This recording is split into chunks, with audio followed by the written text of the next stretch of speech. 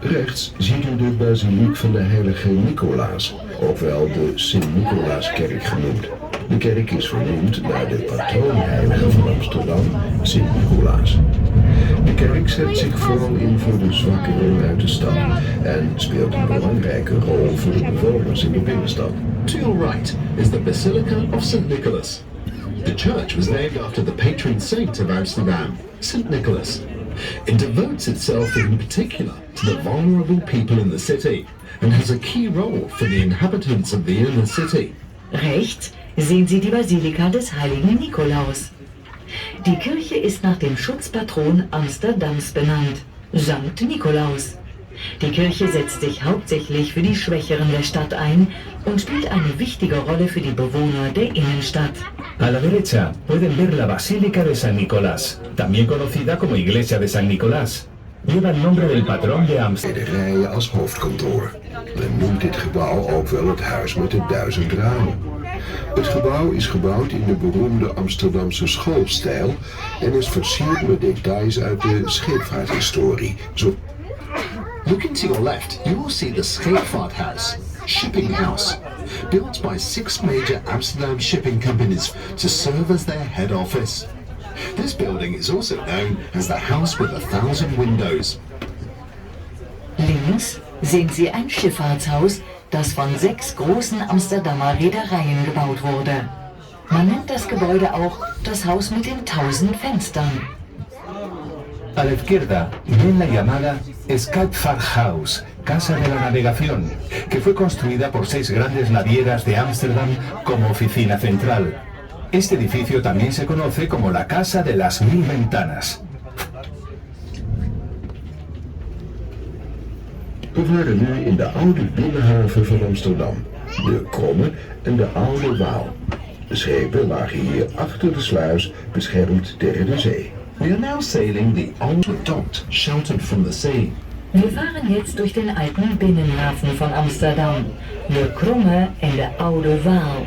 Hier, hinter der Schleuse, lagen die Schiffe geschützt vor dem Meer. Ahora estamos pasando por el antiguo puerto interior de Ámsterdam, el Kromme-Wal y el Oude-Wal. Los barcos que se encontraban aquí, detrás de la esclusa, estaban protegidos del mar.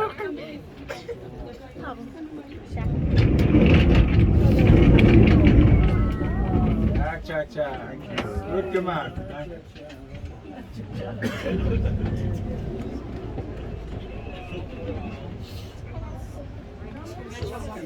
Oh my god! Is that okay for everybody? Yeah, some fresh air. Here we go.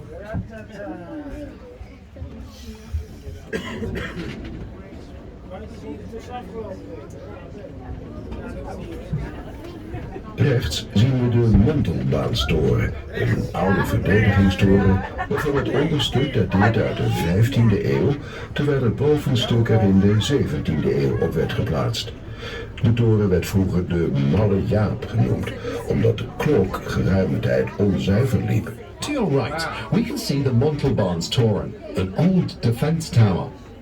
The bottom part of the tower dates back to the 15th century, while the top part was built onto it in the 17th century. In the past, the tower had the nickname Malle Jaapie, or Silly Jake, because the clock was off for a considerable time. Rechts sehen Sie den Montelbaanstoren, einen alten Verteidigungsturm, dessen unterer Teil aus dem 15. Jahrhundert datiert, während der obere Teil erst im 17. Jahrhundert hinzukam. Der Turm wurde früher de Malle Jaap. Es la casita del encargado de la esclusa de San Antonio. En el pasado era una de las esclusas marítimas de Ámsterdam. Rembrandt vivió detrás de esa casita, en la casa con las contraventanas. Esta es la casa de Rembrandt. So, ladies and gentlemen, the Rembrandt house you can see on the other side of the street, and you can see it just now. It's the house with the 2 chimneys and the green window shutters. That's the Rembrandt house, and as you can see, all the window shutters are closed, so Rembrandt must be out tonight.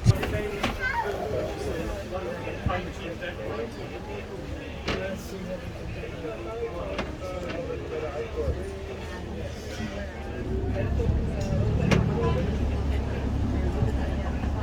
de Hendrik, die wil op de zaterdagmiddag wel even die 2 stoepen inhalen. The city walls were on your right-hand side. Die Gracht, durch die wir jetzt fahren, heißt Also Los. Auch sie ist eine alte Verteidigungsgracht der Stadt. Se llama Also Los. Se trata de una vez más de un antiguo canal de defensa de la ciudad.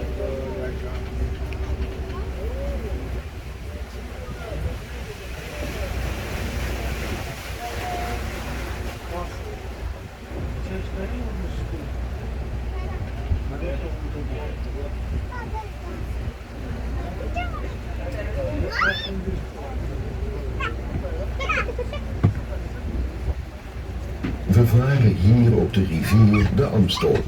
De Amstel was ooit een van de rivieren die uitkwam op de zee. We are now sailing the Amstel River.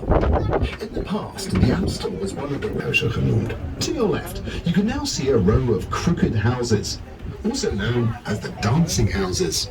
Links sehen Sie eine ganze Häuserreihe, die schief steht. Man nennt sie auch die tanzenden Häuser. A la izquierda ven una hilera de casas inclinadas, también conocidas como las casas danzantes.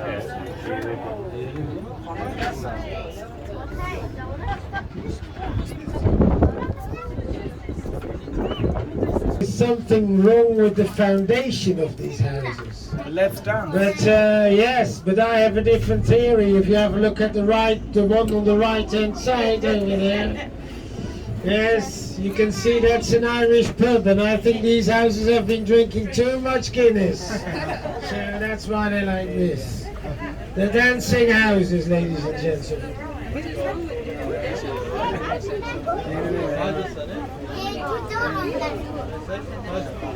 And as you probably have noticed, we've turned around now, and there's a good reason for that, because we are still on the river Amstel here. And if we would follow the river that way, after a few hundred meters we cannot go any further. Because... A music theatre.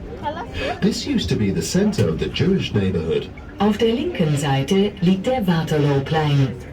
Der Platz wird jetzt größtenteils durch das Rathaus und das Operngebäude, die Stopera, eingenommen. Hier befand sich früher das Zentrum des jüdischen Viertels. A la izquierda pueden ver la antigua plaza de Waterloo. El edificio que se alza en esta plaza alberga el ayuntamiento y el Music Theater de Amsterdam. Antiguamente, esta plaza era el centro del barrio judío.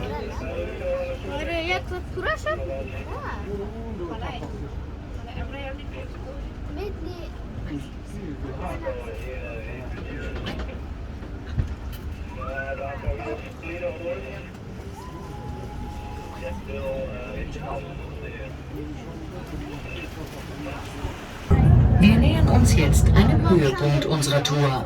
Gleich sehen wir auf der linken Seite die 7 Bogenbrücken der Richelieu-Schacht hintereinander. Nos estamos aproximando a una de las principales atracciones de nuestro periplo. A la izquierda, los 7 puentes. Und den Marmorsäulen ist die Amtswohnung des Amsterdamer Bürgermeisters. A la izquierda, la casa que lleva el número 502, con el balcón y las columnas de mármol, es la residencia oficial del alcalde de Ámsterdam.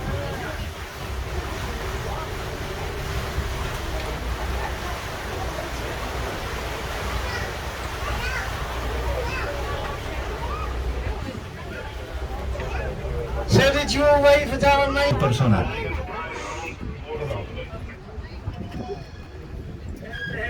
komt op de heren de Leidse passeren. So in the 17th century houses, nowadays most of these houses belong to banks, insurance companies and lawyers. So it's still the rich people who have these houses, and nothing changed in Amsterdam in 350 years. There's no captains living in these houses, not wrong.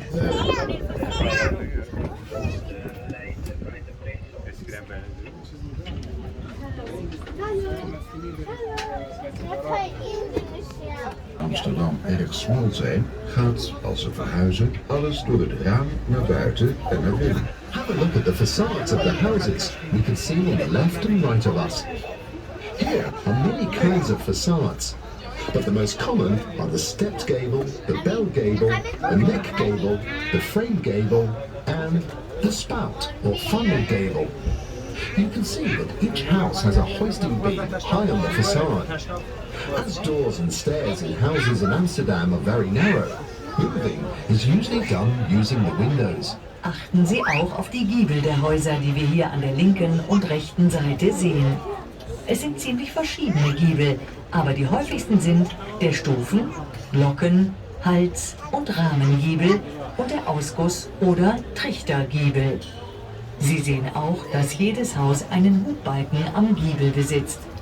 Weil die Türen und Treppen in Amsterdam sehr schmal sind, wird bei Umzügen alles durch das Fenster hinein und herausgebracht. Miren las fachadas de las casas que están en ambas orillas. Existen varios tipos de fachadas. Entre las más corrientes se pueden mencionar los frontispicios almenados, en bóveda, rectos, con molduras y en forma de embudo. Como lo ven ustedes, cada casa está provista de un alma. Miljoenen zaadjes uit over de stad. The typical tree of Amsterdam is the elm. Elms have stood along the canals for over world heritage. There is no other place in the world where so many elms can be found together. Each spring, over 75,000 elms scatter their millions of seeds across the city. Die Ulme ist der Baum von Amsterdam. Die Ulme steht seit mehr als 400 Jahren an den Kanälen und gehört zum Welterbe. Es gibt keinen Ort auf der Welt, an dem noch so viele Ulmen zu finden sind. Jedes Frühjahr verteilen über 75.000 Ulmen Millionen Samen in der Stadt. El olmo es la especie de árbol más característica de Ámsterdam. Los olmos llevan más de 400 años en los canales y forman parte del patrimonio mundial. No hay ningún otro lugar en el mundo en el que haya tantos olmos juntos. Cada primavera, los más de 75.000 olmos esparcen sus millones de semillas por toda la ciudad. En is ontworpen door Hendrik de Keizer. Het is een bijzonder gebouw doordat ze het gebouw precies symmetrisch gebouwd hebben in de bocht van de gracht. On your left, you can see the Bartolotti house. This house was named after the rich banker Bartolotti and was designed by Hendrik de Keizer. It is a very exceptional building as it was built completely symmetrical to the curve of the canal. Links sehen Sie das Bach. Das Gebäude ist außergewöhnlich, weil es völlig symmetrisch in der Kurve der Gracht gebaut wurde. A la izquierda ven la Casa Bartolotti. Lleva el nombre del rico banquero Bartolotti y fue diseñada por Hendrik de Keizer. Es un edificio muy especial, ya que fue construido de forma totalmente simétrica en la curva del canal.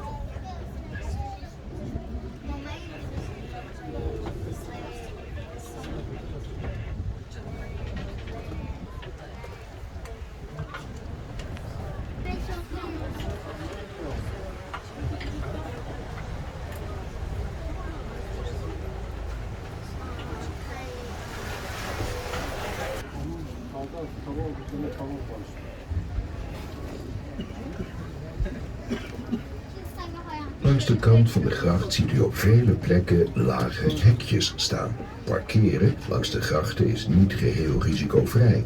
Deze hekjes zijn geplaatst in de jaren 60, omdat er bijna dagelijks auto's in de gracht reden. Nu nog steeds raken er geregeld auto's te water. In many places, you will see low railings along the canals. Parking on the canals isn't completely risk-free. These railings were installed in the 60s because cars were driven into the canals almost every day. To this day, cars end up in the canals on a regular basis. Entlang der Grachten sehen Sie oft sehr niedrige Geländer. Das Parken auf den Grachten ist nicht ganz risikofrei. Diese Geländer wurden in den 60er Jahren angebracht, weil fast jeden Tag Autos in die Grachten fuhren. Es passiert immer noch ab und zu, dass Autos ins Wasser fallen. Las barreras que bordean los muelles casi en todas partes en Ámsterdam sirven para impedir que los coches se caigan a los canales. Se instalaron en 1962-1963. Transport von Gütern gegraben. Jedes Mal, wenn die Stadt aus den Nähten platzte, hat man eine neue Gracht im Halbkreis um die Stadt herum gegraben. Quizá les resulte interesante saber que en Ámsterdam tenemos más de 1800 puentes. Los canales tienen 3 metros de profundidad. Los primeros canales fueron excavados en el siglo XIII para el transporte de mercancías. A medida que Ámsterdam iba creciendo, se iban construyendo más canales en un semicírculo alrededor de la ciudad.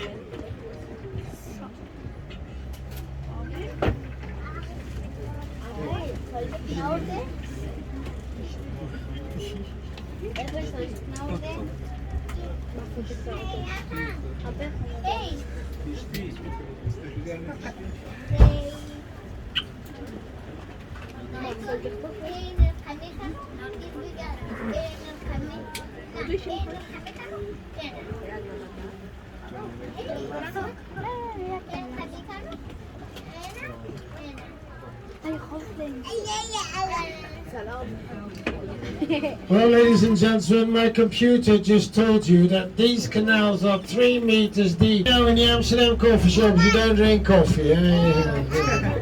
Yeah. Maybe some herbal tea, but most of the time just the plain herbs.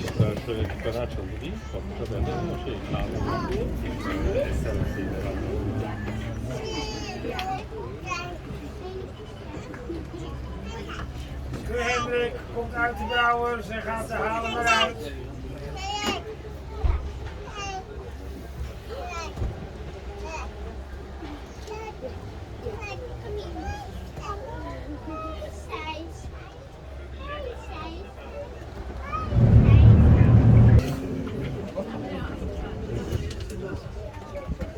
We gaan naar de Haarlemmersluizen, een van de 16 voormalige zeesluizen van Amsterdam. We are now sailing toward the Haarlemmersluis, one of the 16 former sea locks in Amsterdam. Wir fahren zur Haarlemmersluis. Bikes parked everywhere. Wer in Amsterdam wohnt, besitzt ein Fahrrad. Radfahren ist eine der schnellsten Möglichkeiten, die Stadt zu durchqueren. Deshalb sehen Sie auch überall so viele geparkte Fahrräder. Es ist eines der größten Parkprobleme in Amsterdam. Muchos habitantes de Ámsterdam tienen bicicletas, y la bicicleta es una de las formas más rápidas de moverse por la ciudad. Por eso se ven tantas bicicletas aparcadas por todas partes. Es uno de los mayores problemas de aparcamiento en Ámsterdam. Cada día el ayuntamiento se lleva cientos de bicicletas que estaban mal. Especially the one with the fat tires, you know them? And the one which have a box on front and on the back. They're extremely dangerous. I always think these boxes, they mean it's like a sort of coffin. If the bike don't kill you, it's the food that inside that will kill you, probably.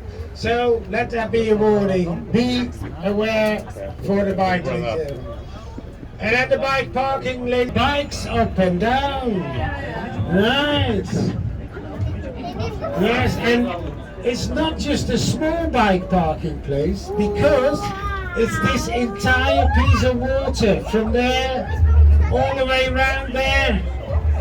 So, and it holds. That's illegal to have music. Underneath our boat now, ladies and gentlemen, there's a parking place for 11,000 bikes. And the central station is in my computer. Links ziet u het Centraal Station, geopend in 1889.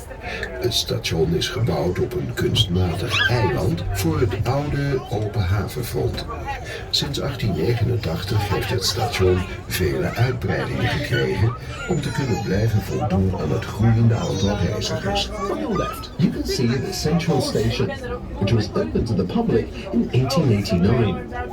The station was constructed on a 1989, la estación se ha ampliado numerosas veces para poder hacer frente al creciente número de viajeros.